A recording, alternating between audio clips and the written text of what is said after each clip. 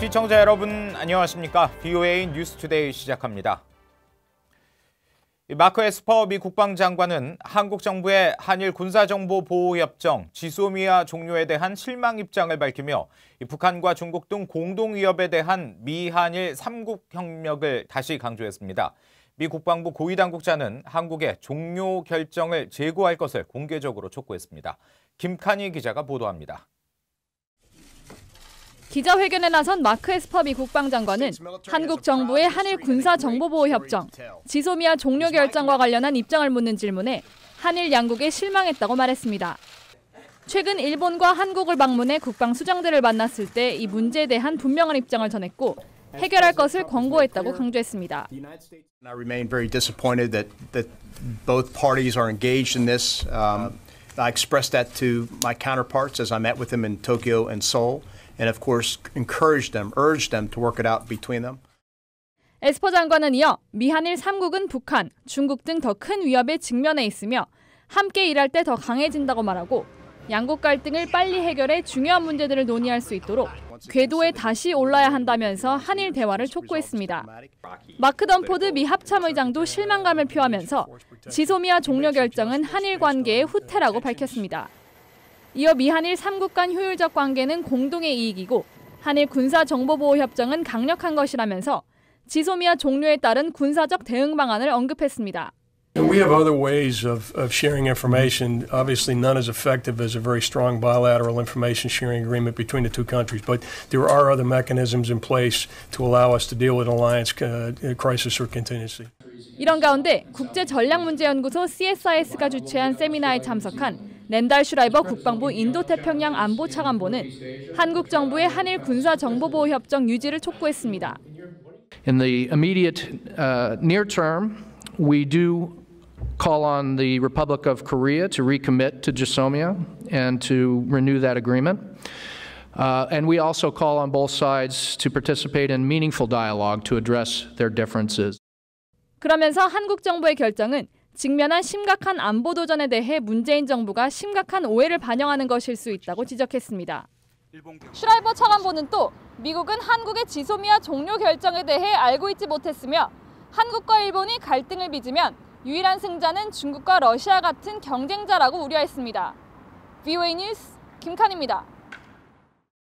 이런 가운데 한국 정부는 미국의 지소미아 종료에 대한 공개적인 비판을 자제해 줄 것을 요청한 것으로 알려졌는데요. 이 국무부는 문재인 정부 결정에 우려하고 실망했다는 입장을 분명히 했습니다. 이어서 함지하 기자가 보도합니다. 미국 정부는 한국 정부의 지소미아 종료 결정 소식이 나온 22일 이후 줄곧 한국의 문재인 정부를 직접 언급하면서 강한 우려와 실망을 표한다는 입장을 내놓고 있습니다. 마이크 폼페오 국무장관은 동맹인 한국과의 외교 문제에 있어 이례적으로 실망감을 직접 표했습니다. We're disappointed to see the decision that the South Koreans made about that information sharing agreement. We were urging each of the two countries to continue to engage, to continue to have dialogue. 동북아 지역 안보와 미한일 3국 동맹을 강조하고 있는 미국 정부의 강경한 입장은 지소미아 종료 결정 첫날부터 예고됐었습니다. 미 국방부는 당초 한일 양국의 조속한 입장차 해소를 권한다는 내용의 논평을 냈다가 이후 추가로 문재인 정부를 직접 거론하며 강한 우려와 실망을 표한다는 유감의 뜻을 밝혔습니다. 한국 정부의 결정에 미국이 깊이 실망하고 우려한다는 국무부의 모건 오테이거스 대변인도 이례적으로 주말에 트위터를 통해 한국 정부 결정에 미국은 깊이 실망하고 우려한다는 입장을 밝혔고 주한 미 대사관은 이를 한글로 번역해 공개했습니다. 이번 사안에 대한 미국 정부의 입장을 한국 국민들에게 분명히 하려는 의도로 풀이됩니다. 그러나 미국과 한국 관계의 균열을 우려하는 지적들이 이어지면서 한국 정부는 지소미아 종료와 미한 동맹은 관련 없다는 입장을 밝히고 있습니다. 그러면서 한국 정부는 해리 해리스 주한 미국 대사를 불러들인 자리에서 미국 정부의 비판 자제를 요청한 것으로 알려졌습니다. 하지만 국무부 대변인실 관계자는 이런 보도들에 대해 확인해 줄 수 없다면서도 우려와 실망이란 표현을 그대로 사용하며 기존의 입장을 재확인했습니다. 이 관계자는 미국은 문재인 정부가 지소미아를 연장하지 않은 데 대한 강한 우려와 실망을 표하면서 이 결정은 영내 안보를 훼손한다고 거듭 강조했습니다. VOA 뉴스 함지아입니다. 북대서양 조약기구 나토 사무총장이 북한과 러시아 등의 사이버 공격 사례를 열거하며 심각한 위협이라고 지적했습니다.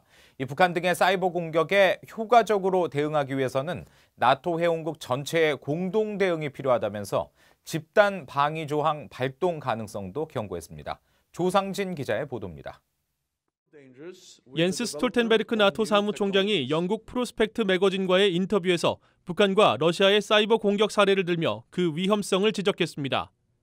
지난 2017년 북한 해커들이 컴퓨터 수천 대를 마비시킨 워너크라이 랜섬웨어 사건을 언급하며 당시 영국 전역의 병원 컴퓨터와 MRI 기기 7만 대 이상을 마비시켜 수많은 인명피해와 금전적 손해를 발생시켰다고 지적했습니다. 워너크라이는 사용자의 중요 파일을 암호화한 뒤 이를 푸는 대가로 금전을 요구하는 방식으로 배포 직후 순식간에 전 세계 100여 개국에 큰 피해를 입힌 해킹 사건입니다. 스톨텐베르크 총장은 이어 이런 사이버 공격이 개인 모두에게도 악영향을 줄 수 있다며 나토 역시 매일 의심스러운 사이버 공격을 받고 있다고 설명했습니다. 그러면서 심각한 사이버 공격에 대응하기 위해 나토 원장 5조에 명시된 집단 방위 조항 발동 가능성을 언급했습니다. 나토 집단 방위 조항은 개별 회원국 공격은 나토 회원국 전체에 대한 공격으로 간주해 공동 대응한다는 것으로 2001년 9.11 테러 사건 당시 나토 역사상 단 한 번 발동된 바 있습니다. 그만큼 북한 등의 사이버 공격을 심각한 위협으로 보고 있다는 것입니다. 스톨텐베르크 총장은 이미 지난 5월에도 집단 방위 조항 발동 가능성을 제기했습니다. NATO leaders have agreed that the cyber attack could trigger Article 5 of our founding treaty, where an attack against one ally is a threat is treated as an attack against us all. 스톨텐베르크 총장은 또 사이버 공격의 효과적 대응을 위해서는 나토 회원국 간 협력이 필수적이라면서 동맹국 간 긴밀한 협력과 정보 공유를 위해 벨기에 새로운 사이버 사령부를 설립할 계획이라고 밝혔습니다. VOA 뉴스 조상진입니다. 마이크 펜스 미 부통령은 트럼프 대통령이 정부 출범 때부터 이 북한의 공세에 강력히 맞섰고 지금 북한이 협상 테이블에 있다고 말했습니다.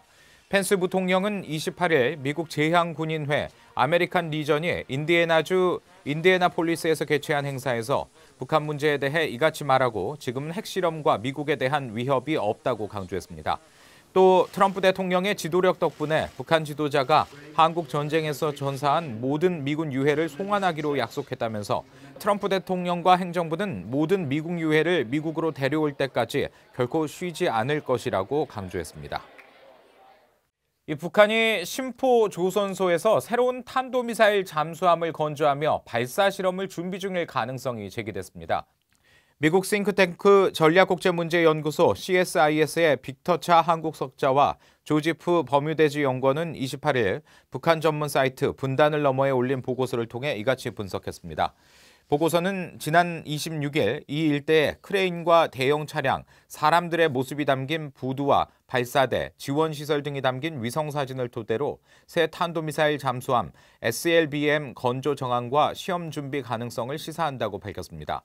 보고서는 그러면서 이 사진들이 지난달 김정은 북한 위원장이 신형 잠수함을 시찰했다는 지난달 23일 북한 매체들의 보도를 확인시켜주는 것이라고 평가했습니다.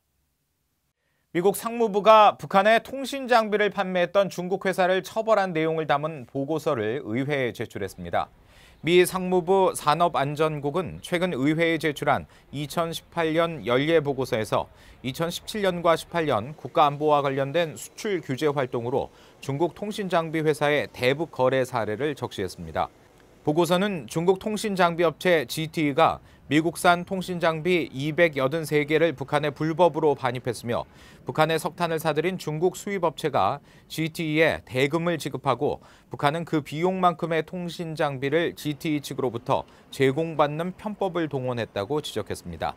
GTE는 이후 미국의 북한-이란 제재법을 위반한 점을 인정하고 약 12억 달러의 벌금을 내기로 미 정부와 합의했다고 보고서는 설명했습니다. 안토니우 구테우스 유엔 사무총장이 29일 국제 핵실험 반대의 날을 맞아 핵실험의 유산은 파괴뿐이라고 경고했습니다. 구테우스 총장은 성명에서 핵실험으로 후유증을 겪는 피해자들, 파괴된 환경과 보건, 또 경제적 타격은 아직도 완전히 회복되지 않았다면서 이같이 말했습니다. 유엔은 관련 자료에서 인류가 1945년 이후 2천여 건의 핵실험을 했지만 21세기 들어 북한만이 유일하게 6차례 핵실험을 강행해 국제 평화와 안보를 위협하고 있다고 지적했습니다. 이상으로 VOA 뉴스투데이 마칩니다. 함께해 주신 여러분 고맙습니다.